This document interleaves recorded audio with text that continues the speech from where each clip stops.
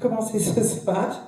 Mais par contre, je pense qu'au fur et à mesure qu'on étudie le commentaire des Neher pendant la Shoah, pendant la Deuxième Guerre mondiale, dans un temps qui est le nôtre, c'est-à-dire qu'on est en pleine guerre et on ne sait pas non plus quand ça va se terminer, je pense qu'on a une perspective que, je ne pense pas que je l'ai ratée, mais en tout cas, c'est une chance aujourd'hui de pouvoir lire des textes qui ont été écrits en pleine guerre et de se dire que non seulement ils étaient valables avant octobre 2023, ils avaient des choses à nous raconter avant le 7 octobre, mais maintenant peut-être encore plus, et j'ai envie de dire à ce moment-là, on n'a pas besoin d'attendre Pessah pour lire leurs commentaires.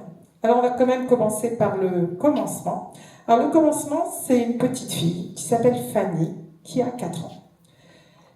Qui a 4 ans quand la guerre se déclenche. Elle est avec ses parents à Paris. Et ici vit la famille Neher à Strasbourg. Vous vous rappelez quand est-ce qu'a commencé la Première Guerre mondiale La Deuxième, pardon. Oui, sur... Comment Ah, ça c'est pour les Juifs. Le 1er septembre 1939, et c'était un Shabbat. Et donc, j'ai des témoignages parmi les gens que j'ai interrogés. Quand la guerre a été déclenchée, on a demandé aux gens qui vivent, et écoutez, ce qu'on dit maintenant, c'est ce que vous entendez aux informations, aux gens qui vivent à 5 km de la frontière, que ce soit celle de Gaza, que ce soit celle du Liban, on a demandé aux gens de rentrer à l'intérieur du pays. Il y avait une région en France qui était assez délaissée, qui était déjà prête à accueillir des futurs travailleurs, des futurs gens pour aménager le territoire français. Parce que si vous prenez l'avion, vous voyez que la France est un grand désert avec plein de forêts, plein de champs. Il n'y a pas des villages partout. Et donc, le Limousin était prêt en fait déjà pour accueillir des Français ou des migrants qui viendraient peupler cette région de Galilée, du Limousin. Et donc, les Neher se trouvent donc à Strasbourg, et la petite Fanny, c'est la petite fille d'Albert Neher. Alors vous avez ici une très belle photo qui a été prise à Machanaïm. Albert et sa femme. Albert, il était le Parnasse de la communauté d'Obernai. Il était connu, il était déjà sioniste avant la guerre. Il y a des très beaux témoignages, il avait une très très belle voix, il chantait très bien. Il accueillait tous les schnorreurs. Il était très en colère contre les juifs alsaciens qui n'ouvraient plus leurs portes parce que trop aisés et trop installés. Et quand un juif frappait un mendiant qui venait de l'Est, alors on disait à la bonne de le renvoyer, qu'il aille à la communauté, on envoie de l'argent là-bas. Et il y avait vraiment cette pas dire haine, mais en tout cas cette vraie différence. Et il le vivait à Obernai. D'un autre côté, il était sioniste, il recevait le KKL, il recevait les gens de l'agence juive. On a des témoignages, on a des magnifiques témoignages sur le personnage d'Albert Neher. Albert Neher, il était autodidacte.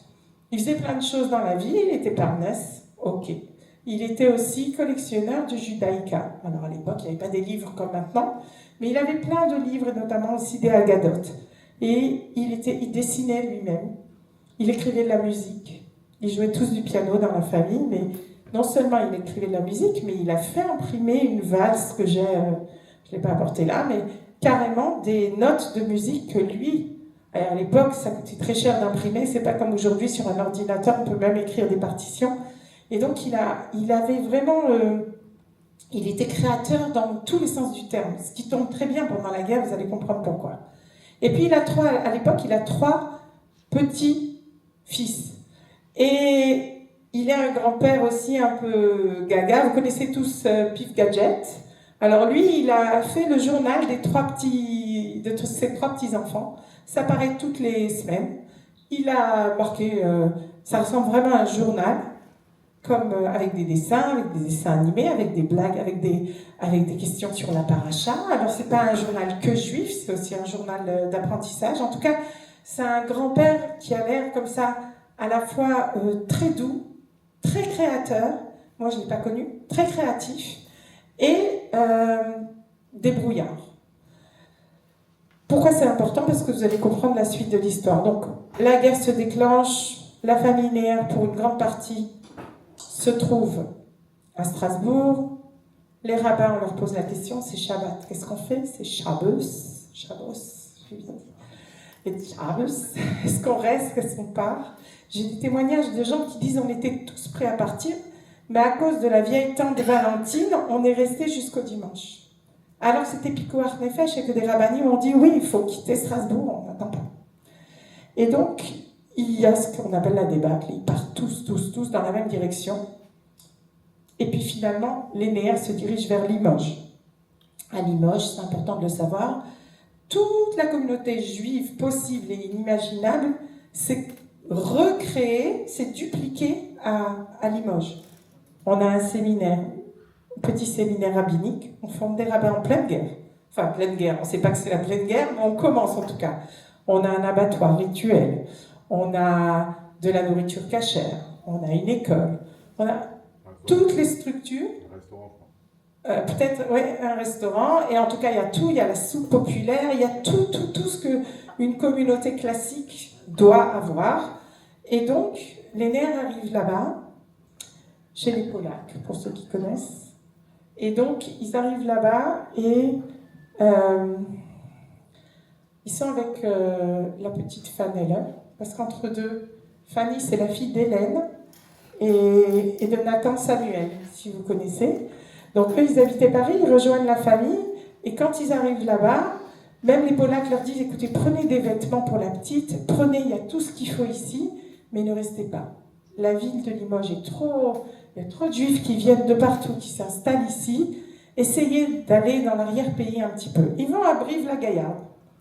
À Brive-la-Gaillarde, tout commence à aller. Ils s'installent dans un appartement. André Neher, qui est professeur, enseigne l'allemand dans le lycée de Brive-la-Gaillarde. Richard, qui était magistrat, trouve aussi du travail, sauf qu'on a les lois anti-juives, et donc ils sont interdits de travailler. À partir de ce moment-là, ils se disent, même rester en ville à Brive, pourtant Brive-la-Gaillarde, c'est une ville importante pour notre histoire juive, parce que c'est là-bas qu'au monastère de Saint-Antoine de Padoue, des rabbins ont été cachés. Ça vous dit quelque chose, le rabbin David Feuerwerker? Oui. Voilà, donc il était là-bas, il était le rabbin, il a fait Soukot là-bas, il a fait Yom Kippour là-bas. On a des beaux témoignages de la vie juive dupliquée à Brive-la-Gaillarde, mais un jour il y a eu une descente et on a cherché tous les rabbins et les gens qui avaient des looks prononcés, et ils ont été tous cachés dans le monastère, habillés avec des urnes, et les Allemands les ont passés en revue avec leurs barbichettes, et il y a eu un vrai miracle là-bas. Et c'est un endroit, si vous passez par là-bas, on ne peut pas ne pas imaginer le chesed qu'il y a eu ce jour-là, à ce moment-là, à cet endroit-là. Je reviens donc à Brive-la-Gaillarde, on ne peut plus rester non plus, ils sont révoqués de leur fonction, et ils se disent, il faut qu'on aille dans l'arrière-pays, là-bas on pourra être tranquille, on pourra manger, parce que bientôt, il y a déjà le rationnement, mais bientôt on ne va plus pouvoir non plus, en tant que juif, se balader dans les rues, ils le sentent, ça prendra du temps, parce qu'on est quand même dans la zone libre. Ok? Ils ont quitté l'Alsace, ils passent par la zone libre, ils arrivent dans le Limousin et ils se posent à Lanteuil. À Lanteuil, c'est un petit village à 12 km. Et en fait, dès le début de la guerre, il y a eu la réquisition des hommes, comme en Israël, comme dans toutes les guerres. Et donc, le papa de Fanel, Nathan Samuel, lui, il se trouve à Saumur et il est prisonnier, enfin soldat, prisonnier, pas très clair ce qui se passe à ce moment-là, mais il échange avec Hélène et elle lui raconte comment ils sont en train de quitter Brive-la-Gaillarde, qu'ils ont trouvé une maison à Lanteuil. C'était le château d'un ancien marquis, le marquis de la Praderie. Et ce monsieur-là, en fait, c'est pas du tout un château, hein, c'est plutôt un vieux dépôt. Il va leur prendre quelques mois jusqu'à ce qu'ils arrivent à se mettre en marche et qu'ils arrivent à refaire de cette maison un endroit où vivre. Dans la première année, ils étaient à Auxerre et déjà au printemps, Richard et André, qui sont quand même spécialistes du piyut, on va le voir après, ils écrivent des piyutim sur la veille de Pessah, la nuit de Pessah, le matin de Pessah. Et ils écrivent des piyutim en français, des jolis poèmes qui racontent l'excitation de Pessah. Pendant ce temps-là, Albert Neher, il a de la peine pour sa petite fille qui est toute seule. Et il dit, venez, on va écrire une petite Haggadah pour Fanel. Pourquoi ? Parce que quand on est parti, on ne savait pas au mois d'octobre, au mois de septembre, qu'on n'allait pas rentrer d'ici là à la maison. Mais en plus, nos Haggadot, elles sont rumpel là-haut, quelque part dans la maison. Donc les gens sont partis avec des bougeoirs, avec des livres, mais ils ne sont pas partis avec des Haggadot. Et quand Pessah est arrivé, ils avaient un petit peu de la peine pour Fanel qui était toute seule, et ils ont écrit, Albert Neher a écrit une première Haggadah. C'est important de signaler, c'est Albert qui prend sur lui de trouver des couleurs, de trouver du papier. Si ça vous parle, on va les voir tout à l'heure, mais je voudrais qu'on s'arrête sur cette photo. Si ça vous parle, vous vous rappelez les boîtes de chocolat qui étaient offertes par la mairie avec une jolie photo dans un cadre, tout ça collé, etc. C'est ce papier qu'il va utiliser de dos pour dessiner ses Haggadot. Il n'y a pas de papier, on est en pleine guerre, réquisition, où tu vas trouver des couleurs, de quoi on parle maintenant, faire de la poésie en pleine guerre. Et pourtant, il va pondre une Haggadah, la première Haggadah, pour Fanny. Donc, on a qui ? Eh bien, on a toute cette famille-là. C'est un peu beaucoup de monde. Pour ceux qui les ont connus, on a André Neher, Richard Neher. Vous voyez la mariée ? C'est sa femme. Parce que au moment du déménagement entre Brive et Lanteuil, il y a une jeune fille qui est venue aider Richard à ranger les affaires. Et puis, d'une chose à une autre, elle habitait déjà près de la rivière, la famille Dreyfus, qui s'était réfugiée aussi à Lanteuil. On a des Wormser, vous allez voir, on a plusieurs familles qui se sont réfugiées. En tout, on a 13 familles juives, éparpillées un petit peu partout, tout autour de Mahanaim, puisque eux, ils appellent leur endroit Mahanaim. Et ça, c'est le jour de Purim, c'est-à-dire qu'à Mahanaim, on vit une vraie vie juive. À partir du moment où ils s'installent à la campagne, ils commencent à vivre, ils appellent d'abord le kibbutz. Ils l'appellent aussi la petite terre d'Israël, la petite Eretz Israël. Et ils vivent, comme on dit chez nous, avant le Birkat Hamazon, Beshivat Zion hayinu kecholmim. Ils sont sur une planète, voilà, comme on dit aujourd'hui. Ils ne sont pas du tout les pieds sur terre. Ils continuent à vivre un judaïsme en pleine guerre. Donc vous les voyez tous déguisés. Vous voyez Hélène Samuel, vous voyez Albert Neher, son épouse. Et comme ça, vous avez une idée un petit peu du nombre de personnes qui se trouvent dans cette maison. Et cette maison de Mahanaim, elle va devenir aussi une école clandestine.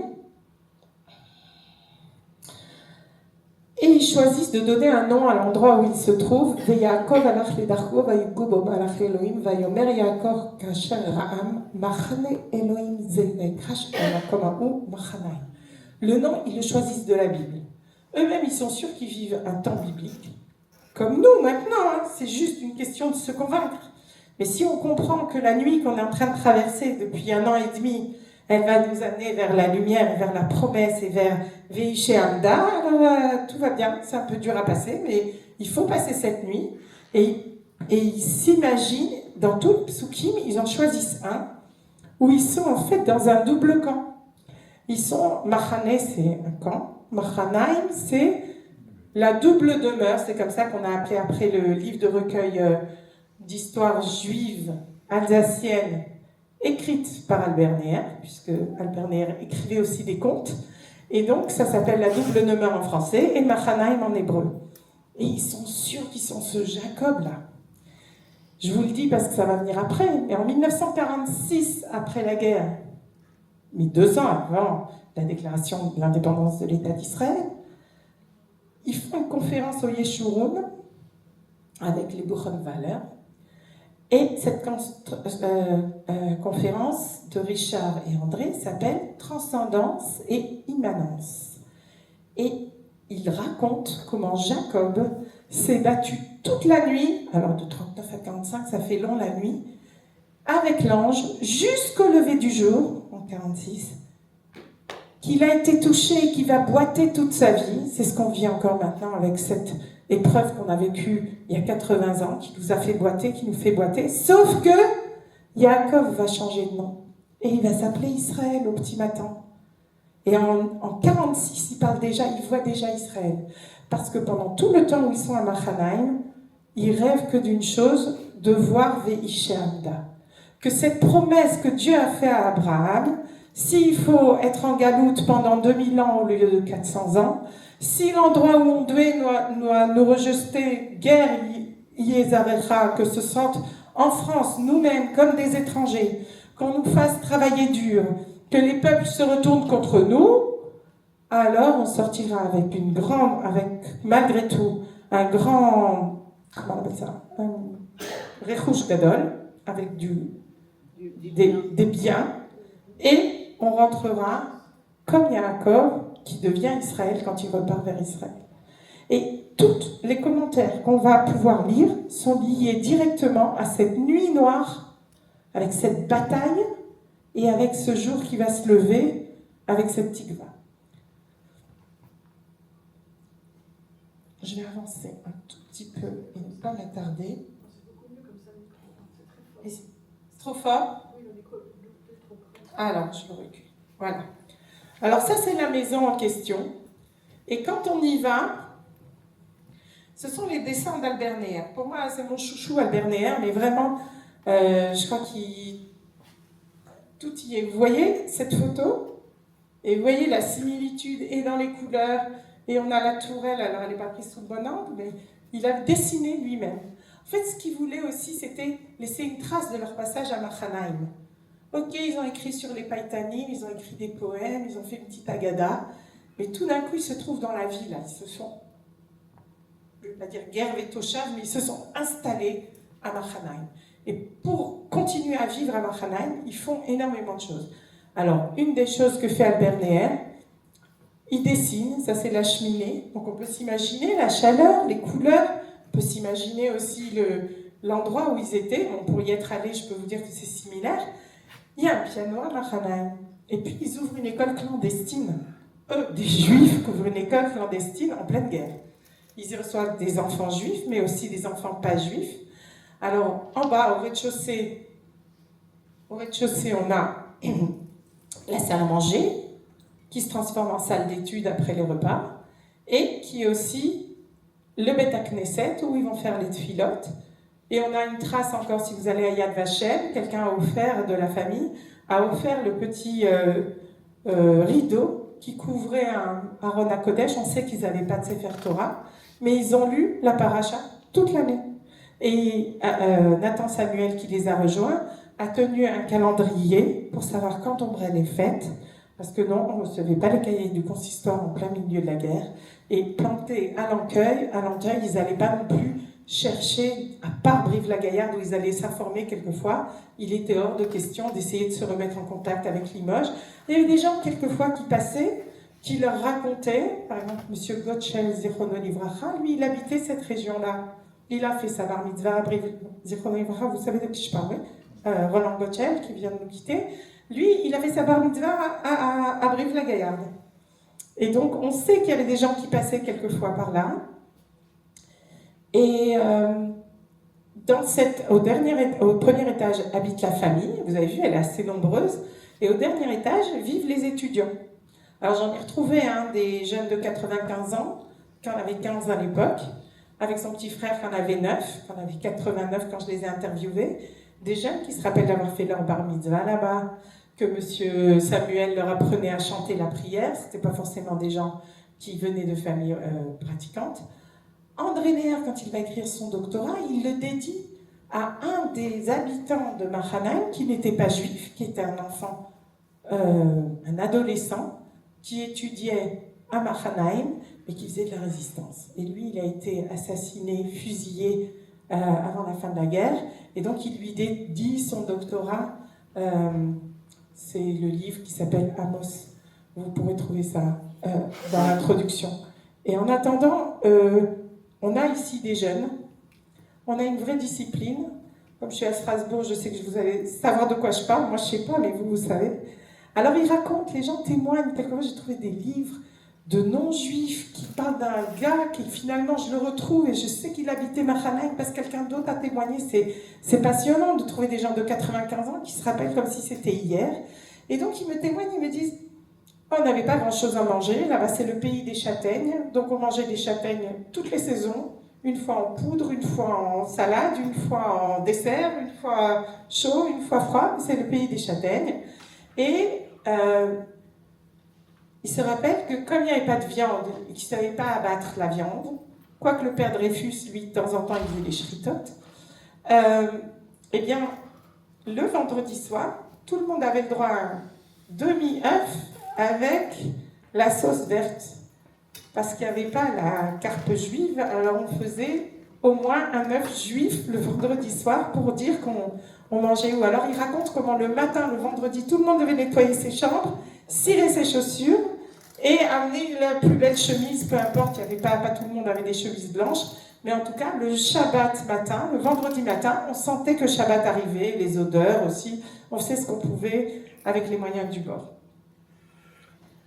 Et vraiment, ça c'est un dessin de la Haggadah, et on voit la tente d'Abraham, et on voit que Albert Neher, non seulement il a la maîtrise du dessin, mais vraiment il est connu, lui et sa femme, à Obernai, comme étant vraiment, c'était eux la tente d'Abraham avant l'heure. Ici c'est dans la première Haggadah, et on a les Bnei Israël qui sortent d'Égypte.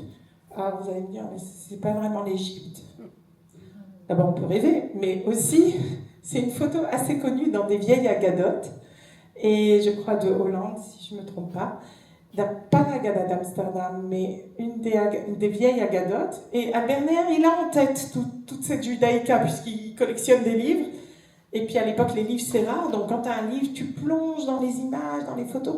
Donc il fait tout ça de mémoire, mais il fait quelque chose qui ressemble de très près à l'original.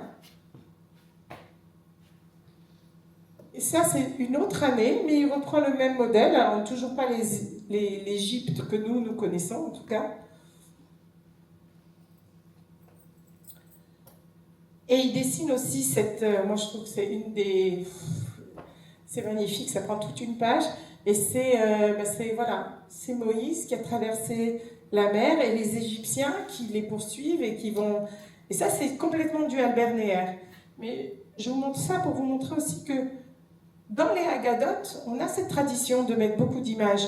Mais en fait, un enfant de 4 ans, il n'a rien à faire pendant le Seder que écouter tous ces brouhahas, ça ne l'intéresse pas, il plonge dans ces images-là.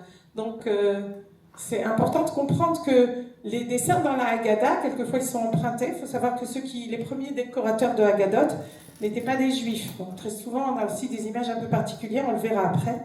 Mais en attendant... on sent qu'il y a quand même une volonté de donner un style à ces Haggadot. On est déjà à la 2e année, Marorzé, Matzazan, et on a un premier design qui nous rappelle peut-être des Haggadot que vous connaissez. Je ne vais pas faire maintenant une histoire des Haggadot, ce n'est pas non plus mon domaine, mais on va s'arrêter sur quelque chose d'intéressant. Ça, c'est la première Haggadah, liturgie pour la cérémonie du Seder, manuscrit rédigé et illustré par Albert Neher et ses fils Richard et André, pour cause parce que Nathan Samuel n'est pas encore arrivé. Et on a Brive, 1941. Et après, si vous voyez, ils écrivent Neher, ils l'écrivent comme ils l'écrivent. Et ici, on a l'année, Beshnat, Zevar Toda Shlamim,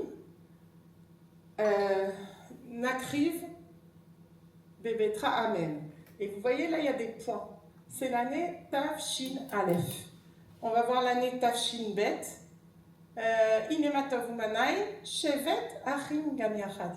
Et ils ont gardé cette tradition des sofrim de trouver un pasouk pour donner la datation de leur écrit. Maintenant, Albert Neher, lui, sait ce que c'est l'imprimerie. Il en faisait avant la guerre. Il avait déjà mis en page des textes et aussi des partitions. Donc lui, il sait qu'est-ce que c'est ce travail. Et il travaille sur du papier qu'ils ont trouvé des cahiers. Et sur ces cahiers, il essaye de faire comme le sofer, mâchoire, de peindre en blanc la page pour pouvoir après s'en servir comme un sofer stam. Et on reconnaît, je ne vais pas passer sur tous les détails, mais on reconnaît bien le travail aussi c'est pas simplement dessiner pour faire passer le temps, c'est essayer de redonner aussi aux textes qu'ils vont écrire cette force qu'a un Sefer Torah ou un texte Kadosh. Je vais passer ça, ce sont des dates. Alors, on a des choses très typiques, comme par exemple la Aliyah la Regel. Vous voyez, ça c'est de la Haggadah de Rodeline, et vous voyez le soleil là-haut. Ça c'est typiquement chrétien. On sait que les chrétiens, ils voient le soleil partout, ils voient le soleil se lever. Il n'y a que nous qui ne voyons pas le soleil se lever depuis 2000 ans. Mais eux, ils ont vu le soleil arriver. Donc, cet homme qui dessine le Beth Amikdash comme il peut, il met aussi ce qui représente pour lui, en tout cas, la spiritualité, la présence divine, ou est-ce que je sais quoi. En plus que ça, c'est le modèle qu'a Albert Neher en tête. Et puis, il va faire, lui, chaque année, il va reprendre. Vous voyez, une fois le soleil se couche, une fois il se lève. En fait, il a utilisé une espèce de calque. Donc, du coup, tout ce qui était à droite est parti à gauche. Et en fait, on a une tentative de nous montrer le Beth Amikdash. Vous le verrez autrement après. Et puis ça, c'était la première année. Je trouve que c'est très, très, très beau aussi. Donc là, du coup, le soleil qui était là-bas, il est passé là. Mais en tout cas, il y a une tentative de mettre des gens au Beth Amikdash et de montrer qu'il y a, autour du Beth Amikdash, il y a de la vie. Et c'est ça qu'ils ont en tête, en fait. On va sortir de cette Égypte où on est coincé, là, et on va partir au Beth Amikdash. Ah, il y a autre chose qui est intéressant, qui n'est pas spécifique, mais qui est intéressant. Ils témoignent que quand, parce qu'ils ont écrit aussi sur leur vie à Mahanaïm, et ils témoignent que quand... D'abord, je précise, je sautais un peu quelque chose. Chaque année, ils se sont pris au jeu d'écrire des Haggadot. Puisque le travail des champs était terminé, l'hiver arrive, à part rester près du poêle et manger des châtaignes, il n'y a plus grand-chose à faire. Donc, ils se mettent à écrire des Haggadot à peu près depuis Hanouka. Comment on sait? Eh bien, parce que je vous ai dit, je fais le calcul des pages, Albert Neher, et donc, quelquefois, en bas, on arrive à retrouver des traces de la date à laquelle ils ont écrit. Donc moi, j'ai travaillé un peu là-dessus. Évidemment, ils n'écrivaient pas de Shabbat, ils n'ont pas écrit à Purim. Mais il y a des moments où on sent il y a de l'intensité dans leur écriture, puis il y a des moments où ça va, une page par jour, et ils avancent. Et donc, ils mettent les notes. Maintenant, les notes, c'est pas du design, hein, c'est pas pour faire beau. C'est vraiment parce qu'ils disaient, si jamais nous arrivait quoi que ce soit, peut-être qu'on sera les derniers juifs. Ils avaient une voisine, Madame Couder, et dès que le danger arrivait, ils prenaient tout ce qu'ils avaient créé comme création artistique et écriture, et il l'a caché chez elle. Il le cachait chez elle parce que il disait, s'il devait nous arriver quoi que ce soit, vous saurez sûrement à qui les remettre. Et donc, eux, ils voulaient transmettre leur Yiddishkeit. Donc les notes de musique, c'est pas simplement pour faire joli, c'est vraiment l'air de Hadgadia, c'est vraiment les notes qu'il faut jouer, et comme ils étaient, eux, des artistes et qui jouaient de la musique, vous voyez... il y a même les temps, il y a même les croches, il y a même les... Tout est là pour recopier ces airs de musique. Et les paroles, évidemment, elles sont écrites. Maintenant, il y a une spécificité dans les Haggadot de Mahanaïm, c'est ce qu'on appelle le piyut. Et ça, il commence déjà, je vous ai dit qu'ils ont écrit des piyutim en 40, donc en 41, dans la première Haggadah, ils écrivent déjà un piyut. Et ce piyut-là, c'est quelque chose de néérien, typiquement néérien.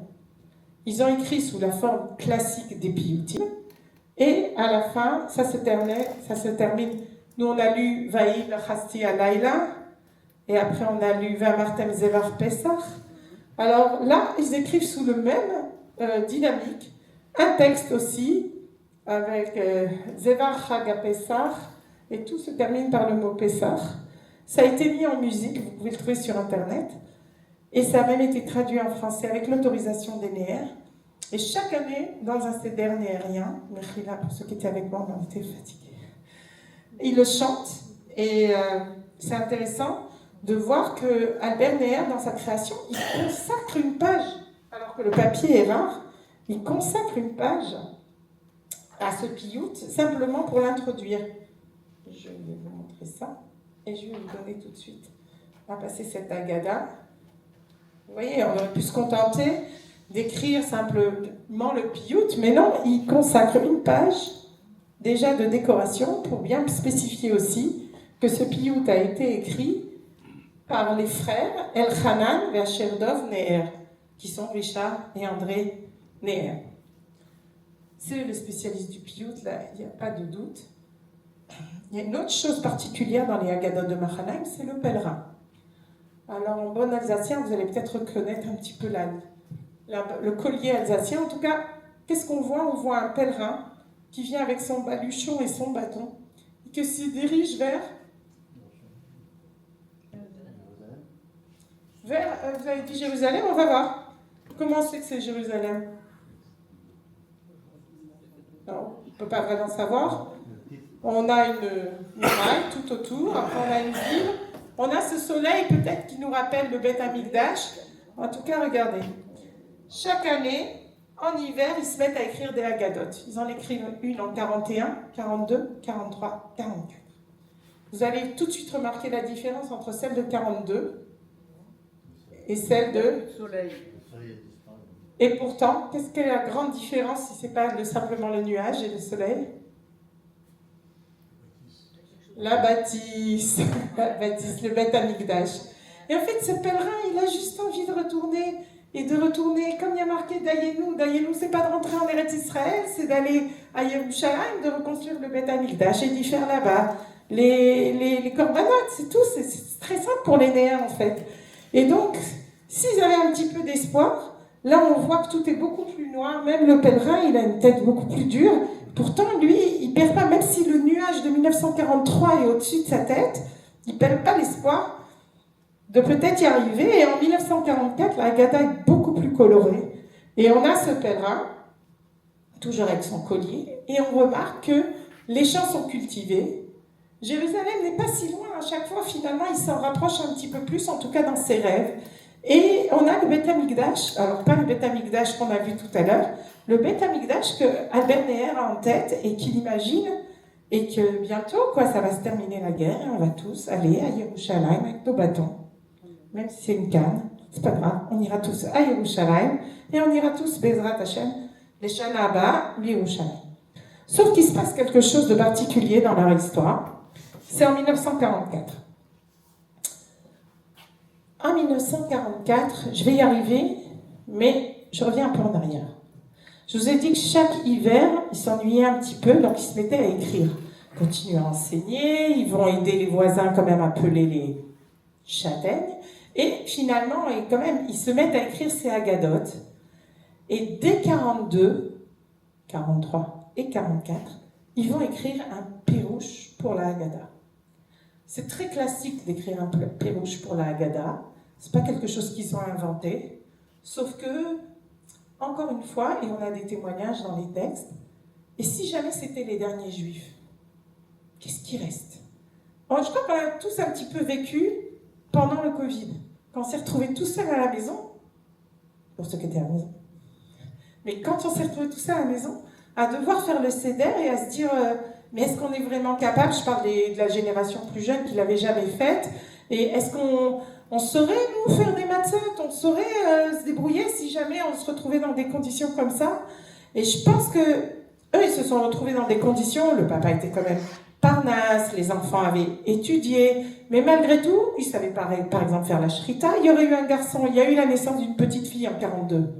Elisabeth Revel, professeur Elisheva Revel, elle est née en 42 là-bas. Ça aurait été un garçon qui faisait la Brit Mila, comment on aurait fait? On peut se poser ces questions, parce qu'on ne sait pas ce que la vie, quelquefois, nous réserve des surprises. On se retrouve dans un endroit, on ne peut plus continuer notre voyage, et pourtant ça va être Shabbat, comment on va allumer, comment on va se débrouiller, etc. Donc, ils vivent un temps un petit peu particulier. Et donc, quand ils écrivent leur pérouche, ils ont très bien pu faire ce qu'on fait dans nos soirées classiques, ou alors faire comme Rachi, prendre un mot, donner une explication, un autre mot, une explication. Pas du tout. C'est très hétéroclite. Ils partent dans tous les sens, ils étalent, entre guillemets, leur science, mais d'après moi, c'est surtout un témoignage. Si jamais ils avaient dû disparaître, ils voulaient laisser la trace d'un judaïsme éclairé, riche, ouvert, à la fois intéressé par la science, à la fois basé sur les textes traditionnels, connaissant de la Turquie jusqu'au Yémen tous les Chachamim, sachant ce que chacun a écrit, transmettant en leur nom les histoires ou les commentaires. Et puis créant des commentaires parce que eux, ils vivent aussi une période particulière. Alors tout ce qu'ils ont dit pendant des années des douleurs de Mitzrayim, tout d'un coup, ils savent ce que c'est les douleurs de Mitzrayim parce qu'ils le vivent vraiment. Et donc on a affaire à des commentaires, et je vais vous en lire quelques-uns. N'empêche que le soir de la... Alors comment ils faisaient? Une fois qu'ils avaient terminé d'écrire la Haggadah, ils se donnaient un petit peu comme pour la fin d'un Sefer Torah, ils se donnaient un petit temps où tout le monde se préparait, était beau, on avait fait les matzot, etc. On se réunissait dans la cour de Machané, et chacun, même un petit enfant qui avait 6 ans en 42, eh bien, on lui donnait un stylo et chacun rajoutait qui a un petit point, qui a un petit peu de couleur et qui écrivait les derniers mots. Cette jolie écriture, c'est l'écriture de Nathan Samuel qui les a rejoints dès la deuxième Haggadah. Donc on a cette très belle écriture, mais on a aussi tout le monde qui participe, les hommes, les femmes, et c'est vraiment comme la Khatima d'un Sefer Torah, la fin d'un Sefer Torah.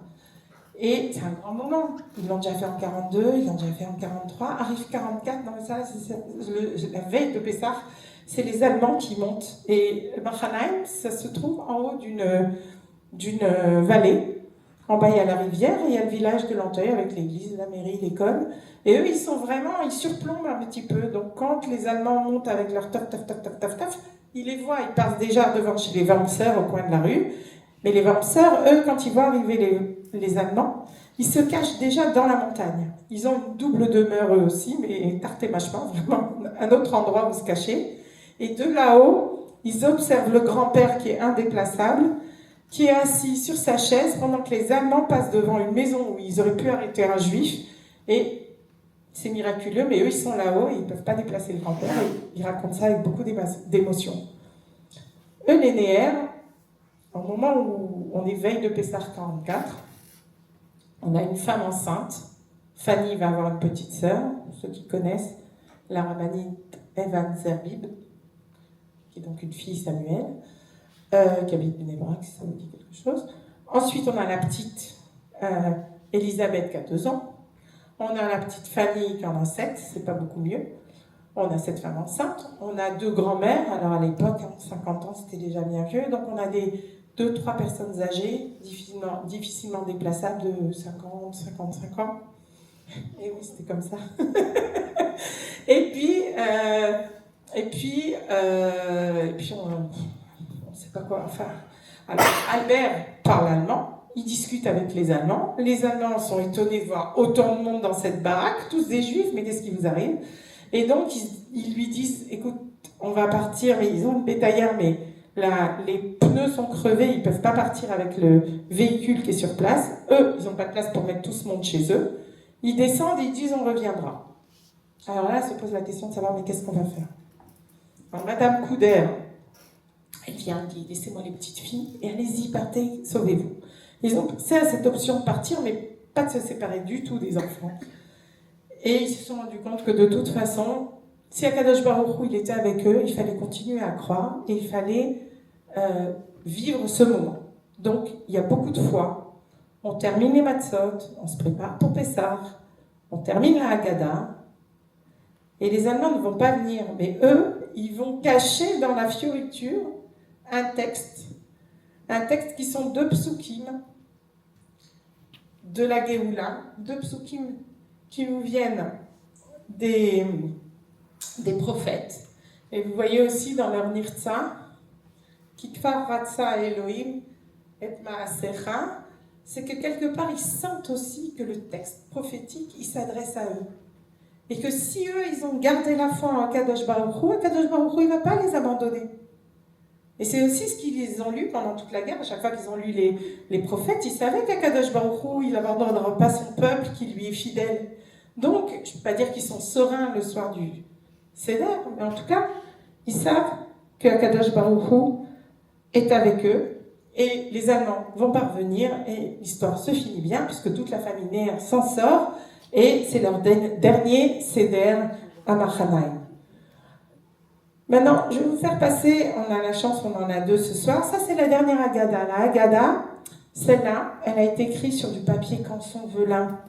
Elle est beaucoup plus belle, on va dire, beaucoup plus riche au niveau des couleurs, au niveau de son aspect. C'est la dernière. Alors ça, personne ne sait en avril 44 que c'est la dernière. Mais par contre, ça sent quand même un peu la fin, puisque la Das Reich traîne dans la région, mais on commence à vraiment croire que ça ne peut plus durer et qu'on commence à entendre des bruits que peut-être il y aura bientôt une libération. Mais ce qui est intéressant, c'est qu'ils se croient en Eretz Israël, alors qu'ils sont en plein Limousin, en pleine Corrèze, et tout ce qu'ils dessinent, c'est des Beth Amikdash, des palmiers, et vous allez pouvoir la feuilleter.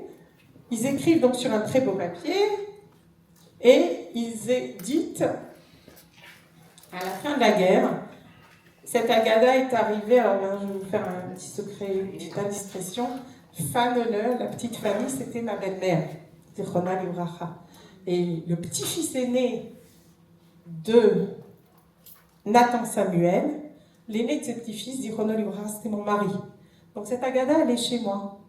Et les 4 Agadotes ont été séparées chez les 4 enfants Néer. Il y en a une qui est restée chez les enfants de Suzanne, une qui est restée chez ma belle-sœur, et une qui est restée chez Michou Revel. Et donc, on sait où sont les 4 Agadotes, elles ne sont pas perdues. Et cette dernière Agada, elle a été imprimée parce que Nathan Samuel, quand il est niftar, ils ont sorti 613 numéros de cette copie de cette Agada. C'était lui le script. Et c'était ça qui fait que ces Agadotes, elles sont vraiment belles. C'est l'écriture, tout est écrit à la main. Et donc, elles sont sorties au nombre de 613. Et après, elles ont été de nouveau rééditées. Pendant un moment, on les trouvait. Bon, je connais l'éditeur, donc si vous en voulez, un jour, il faut passer directement par les éditions RS de revenir vers moi. Elisabeth Revel a écrit une introduction pour bien expliquer toute l'histoire de cette Agada, et en hébreu et en français. Et cette Agada, c'est la plus belle de toutes, il n'y a rien à dire. Pas parce que les autres sont pas belles, c'est pas non plus des brouillons. Chaque Agada, c'était l'occasion de vivre Yerushalayim avec ses yeux. Partout où il décore, Yerushalayim. Des palmiers. On est en Corrèze, ils auraient pu faire des châtaigniers, par exemple.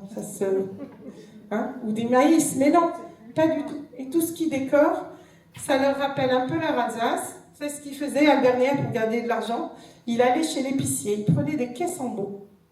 Des caisses en bois d'orange ou de clémentine, il les retournait et ça faisait un cadre et il dessinait des paysages alsaciens. Et il leur vendait aux Limousins des paysages alsaciens, c'était super exotique. Et on en a retrouvé plusieurs.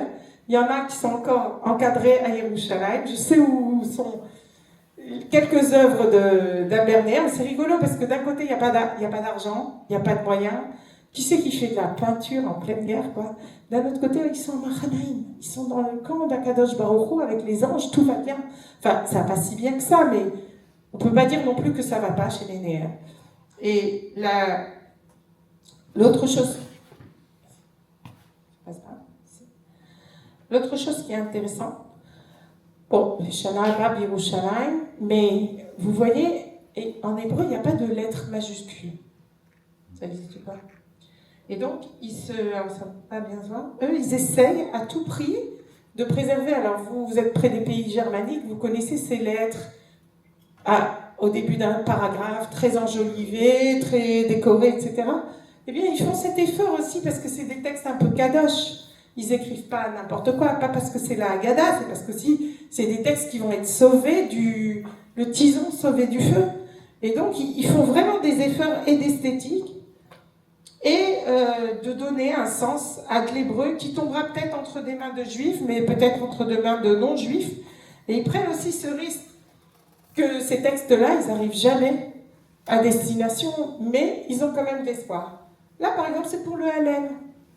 Alors, je ne sais pas quand vous chantez le Hallel, si vous imaginez David Ameller au Beth Amikdash avec les Lévi'im qui sont en train de chanter le Hallel que vous chantez à la maison. Mais eux, ils sont complètement dans cet esprit. Ils dessinent selon la halacha et selon ce qui est marqué dans la Mishnah. Ils arrivent à reproduire ce qu'on connaît, les Mishbatzot, que c'était un sol de marbre noir et blanc, et noir et blanc. Et bien, ils le font. Les colonnes, tout ce qu'ils savent depuis la Mishnah, ils le mettent sur le papier. Les instruments des Lévi'im. Ils écrivent même un Hallel à part. Il faut dire que la Haggadah, la première, elle ne comprenait ni le Hallel, ni les... Elle ne comprenait ni le Hallel, ni le Birkat Amazon. D'abord parce qu'elle était pour une petite fille, et deuxièmement, il n'y avait pas de papier, et troisièmement, ils n'avaient pas tellement de Haggadot pour non plus s'amuser à recopier des choses qui leur venaient souvent de mémoire. Alors la première Haggadah, probablement qu'ils l'ont écrit de mémoire. Par contre, les suivantes, c'est sûr qu'ils avaient des Haggadot avec eux. Et là c'est pareil, les Shana, Bab, Yerushalayim, ils y vont quoi, ils sont là en fait. Vous voyez ? Eux, ils y sont vraiment. Ça veut dire que quand on lit leurs commentaires, et quand on s'imagine coincé à Nanteuil, quelque part dans le sud de la France, il n'y a pas de téléphone, il n'y a pas les smartphones pour s'imaginer, voir, vas-y, montre-moi le cotel. Non, ils ont tout ça dans leur tête. Ils ne sont jamais allés en Palestine. Oui, Albert Neher, il a vu quelques photos, le KKL à l'époque aussi distribuait des calendriers, il avait quelques petites idées de quoi ça pouvait ressembler. Mais lui, il a exprimé vraiment, ce que peut ressentir un juif en galoute qui va sortir cette nuit d'Égypte. Alors l'Égypte, elle ne ressemble peut-être pas toujours à ce que nous on connaît en attendant. Alors maintenant, je voudrais vous lire quelques commentaires. Alors, est-ce que vous avez des questions ? Pas de questions ? Ouais. Passer la guerre sans être inquiété. Inquiété, mieux que ça. Il allait par exemple au village. Il est allé se déclarer à Albert Neher. Il a dit, je suis là-haut, nous sommes une famille, nous sommes 7, 9, je sais pas, nous sommes juifs. Et alors l'épicier lui a dit, mais vous n'êtes pas juif, vous n'avez pas de queue. Alors quand je suis venue faire mes interviews à Brive-la-Gaillarde, je suis allée évidemment à l'épicerie. Quand je suis allée voir à l'épicerie, il me dit, oh, moi j'étais petit garçon, j'étais dans mon parc à jouer. Mais allez voir ma sœur, elle a 95 ans, elle habite Brive-la-Gaillarde. Elle vous racontera, elle avait 15 ans et elle avait des copines juives avec lesquelles elle allait se baigner dans la rivière. Je vais avec Michel Roté, que vous connaissez. On va interviewer cette femme à Brive-la-Gaillarde. Elle nous reçoit avec un gars pas clair, c'est son mari, son fils. Il a l'air âgé, il a l'air un peu handicapé, on ne sait pas. On n'arrive pas à lui donner d'âge, mais on sait qu'il s'appelle Michel, comme ça c'est facile. Et alors, à un moment, Elisabeth Revel m'avait dit, écoute, si déjà tu vas chez elle, essaye de voir qu'est-ce que c'était des juifs pour eux, peut-être qu'elle va te ressortir cette fameuse phrase qu'on répète dans la famille depuis tant de temps. Donc je lui dis, mais c'était quoi en fait? Vous aviez jamais vu des juifs, vous, avant la guerre? C'était quoi pour vous des juifs? Oh ben, des gens normaux, quoi. Enfin, vous voyez mon fils, hein? Eh ben, il est marié avec une juive, mes petites filles, elles sont juives. Donc ça veut dire que là, j'ouvre une grande parenthèse, mais c'est vraiment quelque chose qui me touche énormément. Il y a à Brive-la-Gaillarde, et partout dans cette région ouest de la France, je dis ouest parce que souvent nos autorités, elles divisent la France en deux, je ne sais pas pourquoi, comme si que de Lille, et j'ai du respect pour Lille, hein, que de Lille à Montpellier, il y a les juifs. Et alors, on n'entend jamais plus parler de ce qui se passe à l'ouest de cette ligne imaginaire. Et en fait, il y a plein de juifs qui n'ont pas quitté, où ils se sont mariés avec le fils de l'épicier, et ils sont là-bas, et si on gratte un tout petit peu et qu'on les interviewe, on se rend compte qu'on a des petits-enfants de juifs qui traînent quelque part en France, et que la guerre a amené là, et moi, quand j'ai fait mes recherches, j'étais à Brive-la-Gaillarde, il y avait un gars qui nous suivait, on avait des cérémonies officielles. Il nous suivait à un moment, je lui dis, monsieur, vous êtes là avec nous, pas avec nous, vous êtes sur le trottoir, mais depuis tout à l'heure, vous êtes avec nous. Il me montre son alliance, il me dit, je suis là à cause d'elle, c'était ma femme. Elle s'appelait Schwartz, c'était une fille qui est venue se réfugier dans ma famille. On s'est mariés, on a eu des enfants, mais ma femme n'est plus là, alors je suis venue pour la représenter. Mais vos enfants, ils sont bons, en fait. C'est ça qui m'intéresse. C'est de savoir aussi à combien on est sensible aujourd'hui de tout ce que cette histoire-là, tu dis, est-ce qu'ils s'en sont sortis? Eux, ils s'en sont sortis.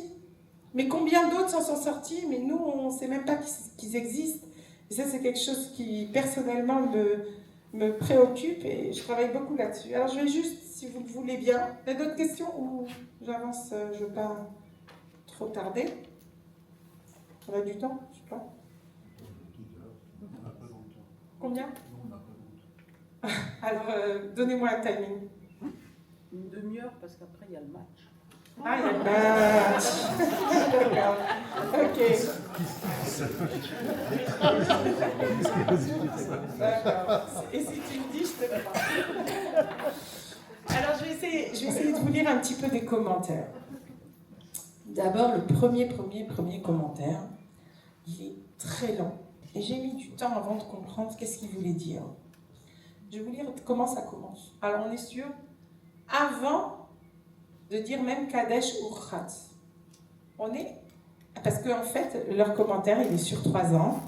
Il reprend à peu près tous les têtes de chapitre. Mais pas seulement Kadesh ou Khatz. Et dans le Hallel, ils reprennent chaque mise-mort du Hallel.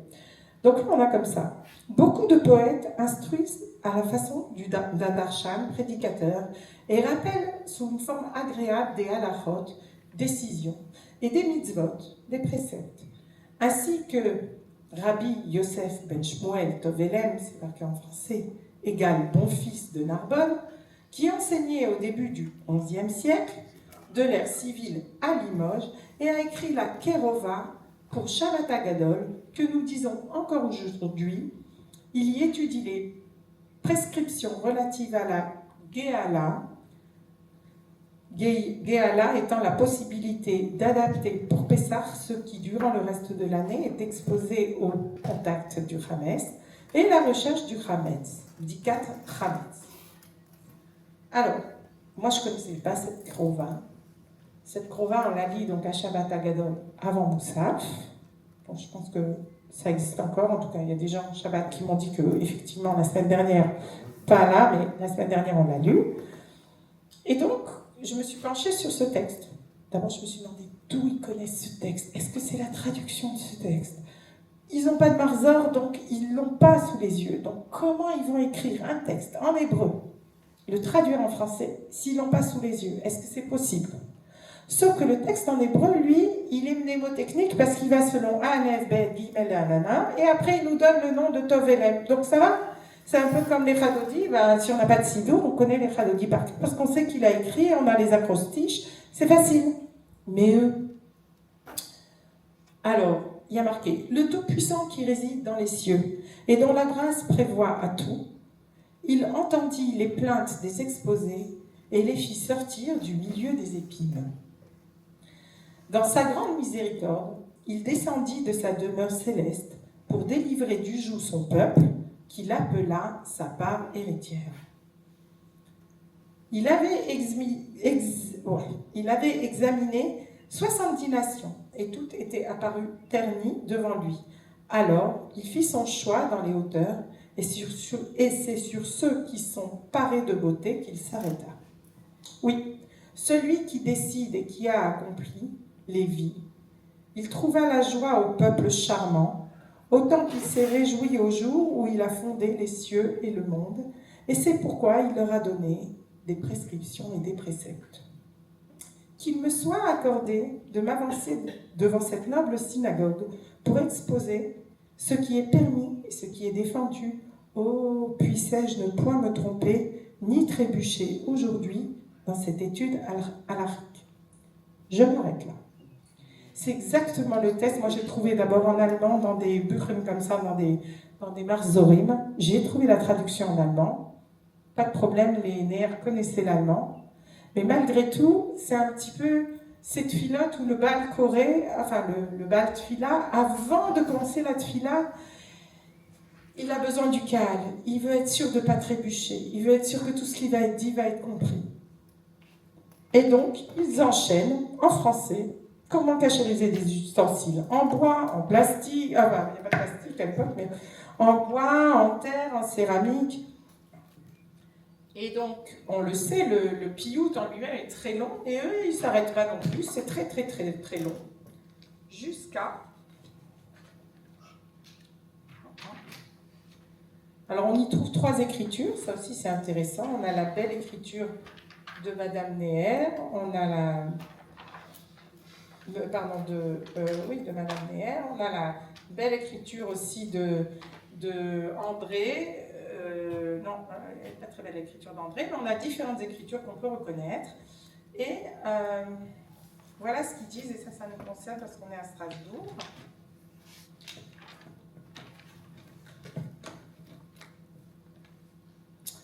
Rabbi Bonfils poursuit le piyut par des prescriptions relatives au seder, qu'il continue d'étudier dans un deuxième piyut, figurant dans le rituel polonais, dont les derniers vers ont été compris dans la Haggadah. On constate que cette œuvre, qu'il y a 1000 ans, les communautés voyaient dans leur synagogue une maison de prière et une maison d'études. C'est bien là le double aspect que doivent avoir les synagogues. Espérons en l'Éternel que les nôtres, maintenant détruites, Kléber, maintenant détruites, soient restaurées bientôt, puisse la lumière de la prière et de l'étude y briller d'un éclat plus intense et éclairer le galout. Au temps de Rabbi Bonfils, on comprenait ce que le Païtan exposait dans le piyut. Depuis lors, le savoir a diminué. Au XVe siècle, le pieux rabbin de Mayence, Jacob Moulin, appelé Maharil, dont les Minhagim publiés en 1556 à Sabionetta en Italie font autorité dans le rite rhénan, note à propos de la dracha du Shabbat Agadol, la dracha du rabbin devait être superflue. Nos maîtres, les Païtanim, ont composé des piyutim avec clarté et concision, et cela suffisait aux générations antérieures. Mais actuellement, l'ignorance et l'indifférence des fidèles est telle que même les commentaires en prose de ces piyutim, comme ceux de Rabbi Samuel de Palaiseau, de Falaise, ne sont plus étudiés. Il est bon que le rabbin de la communauté se charge d'exposer lui-même les préceptes. Heureux seras-tu, Israël, quand tu auras retrouvé la science de tes pères.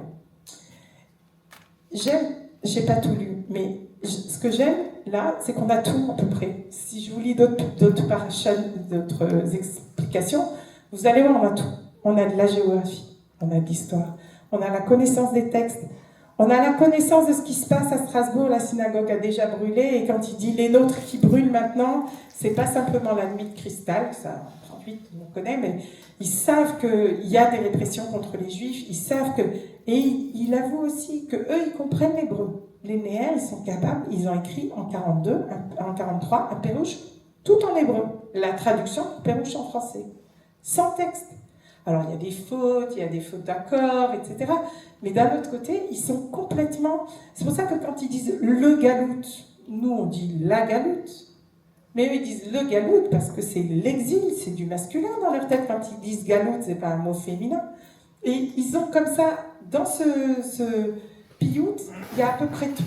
Et on apprend surtout quelque chose. On apprend que dans un texte qu'ils ont écrit à Auxerre en 1940, ils expliquent bien que le seder est une forme de piyut qui reprend la halacha. Et on sait, nous, par tradition, que le Shabbat Agadol, le rabbin doit donner un dvar halacha. Or, ce piyut-là, c'est un piyut complètement de halacha qui se termine par les mots que vous connaissez tous. Chassal sidur pesach keilchato. Kacher zachinu de saderoto, ken niskela asoto. Ça veut dire quoi? On vient, le Chazal là, qui vient de demander à Dieu de l'accompagner dans ses prières, il termine en disant, je viens de terminer de dire ce sidour là, ce seder, de toutes les halachot de Pessah. Fasse que de la même manière qu'on vient de le dire maintenant Shabbat, on ait la chance de le faire cette semaine, parce qu'on est Shabbat Agadol et qu'on va faire bientôt Pessah. Et nous, quand on lit depuis des années nos Haggadot, on a l'impression qu'Hachem Zachinu et Sader Oto cette année, Keniskela Soto l'année prochaine, de Balamachon. Mais c'est pas du tout ça l'idée. C'est vraiment pas ça l'idée. L'idée, c'est de comprendre le texte. Pour comprendre le texte, il faut du savoir. Et si on n'a pas le savoir qu'avaient les Néers et qui voulaient transmettre, c'est ça qui est extraordinaire, c'est que ce texte, il nous arrive à nous maintenant en 2025. Et si c'était si évident quand les gens ils lisent la traduction de leur Haggadah, que, évidemment, qu'un seder, c'est pas ce qu'on vient de faire ce soir, mais un seder, c'est un piyut qui parle de halacha, ben on saurait tous même qui a écrit ce piyut. Donc on est un petit peu perdu. Et les Néers, ils nous ont laissé énormément de textes. Je vais en prendre encore deux, si vous le voulez bien. au choix parce que on peut pas tout lire.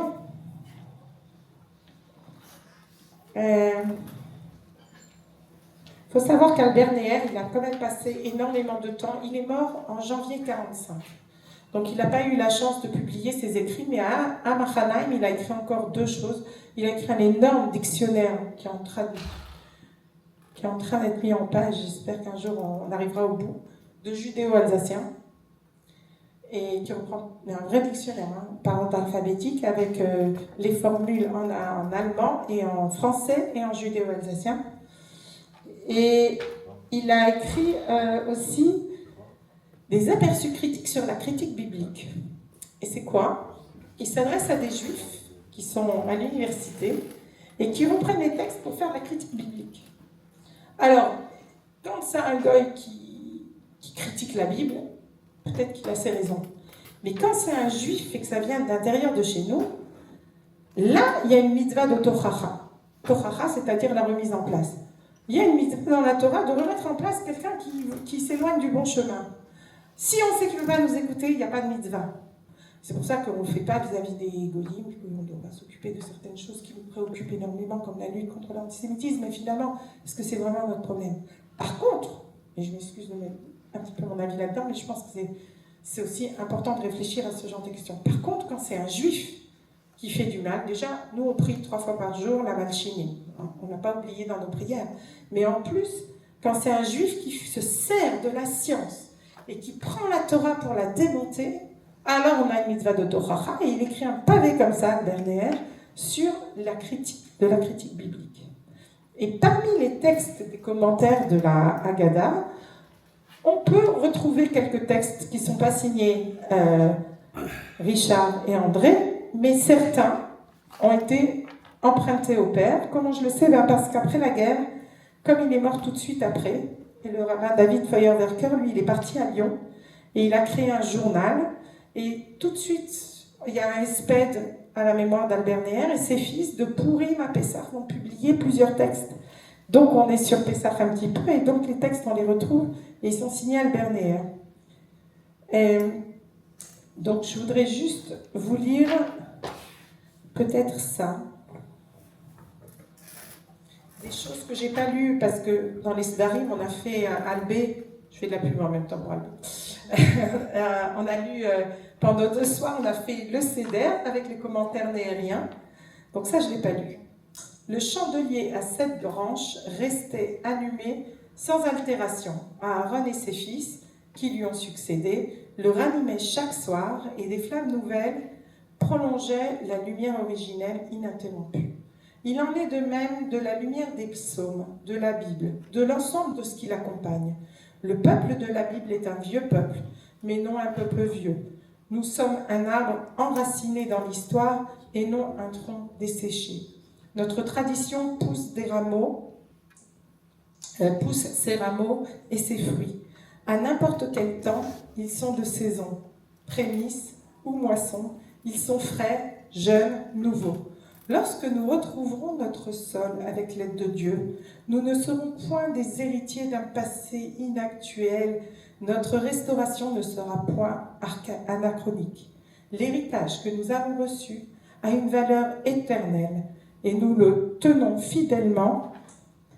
Il nous maintient prêts à préparer à une tâche que les siècles et les millénaires ne sauraient modifier. L'homme se trompe et se lasse. La parole divine est de vérité et ne vieillit point. C'est ce que nous dit la Haggadah en nous inspirant le chant nouveau du Hallel. Nous revenons de la sorte à l'idée qui nous est venue de la note de Manishtono, c'est marqué comme ça, donc là, je le dis bien. Elle est de nos jours sous quoi la solution du problème juif doit être envisagée. Nous ne fermons pas nos yeux à l'éternité.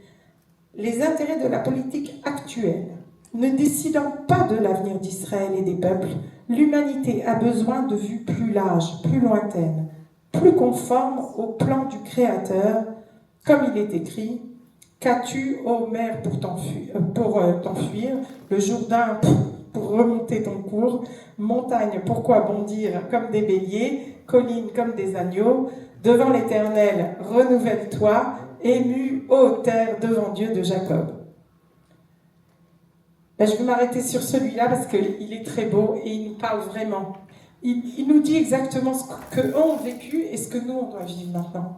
Il ne faut pas désespérer. J'entends quelquefois des choses, on me dit des choses et je me dis, pourquoi les gens, on a traversé tout ça et c'est maintenant qu'on va se démoraliser, mais au contraire, ça doit que nous renforcer.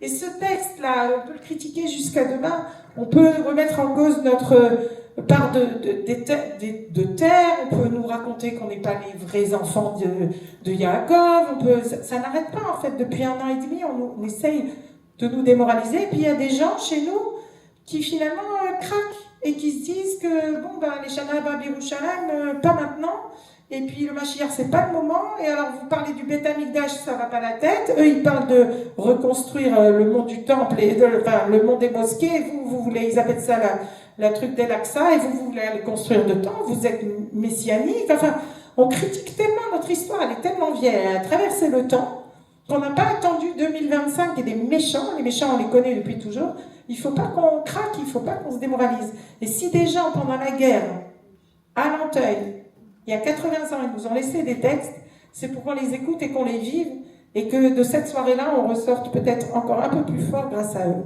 Je vous remercie.